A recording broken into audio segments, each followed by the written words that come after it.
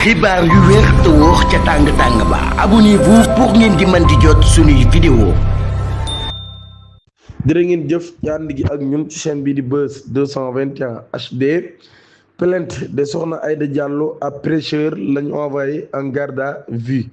maanaam ab waaraatekat ci boppam jamono ji mi ngi ñu envoyé en garde à vue ginnaaw ab plainte boo xam ne Soxna Aïda Diallo moom moo ko daal di def. bu ñu sukkandikoo ci information yu libération yi prêcheur boobu ci boppam nag mi ngi wéy turu Oustaz Assane Touré ay atam mi ngi toll ci 30 ans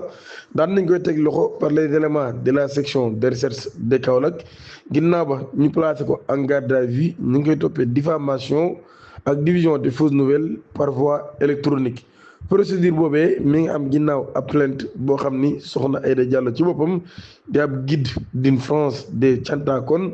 moom mii moo ko daal di déposé di reproché ki nga xam ne moo di oustaz boobee de diffusion sur TikTok ci ay vidéo yu bëree bëri yoo xam ni da koy mettre en cause ginnaaw bi ñu ko digloo nag par les enquêteurs mise en cause bi coowam daan nay défendre boppam daal di affirmer qu'il n'avait fait que relayer des informations entendues dans la rue sauf rebondissement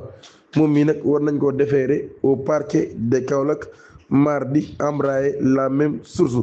Oustaz Assane Seck nag ku ne xam na ay coow yoo xam ni amoon na ci digganteem ak ki nga xam ni moo di Soxna Aïda Diallo loolu yi kon moo tax soxna si daal di tànnoon yóbbu ko ci yoon ginnaaw bi nga xamee ni daan na déposé ab plainte contre oustaz bi moom oustaz nag yoon daan na koy teg loxo dinañ xam fu ay mbiram di mujjee di ñaan ngeen abonné activer la cloche de notification te aimé vidéo bi jërë ngeen jëf.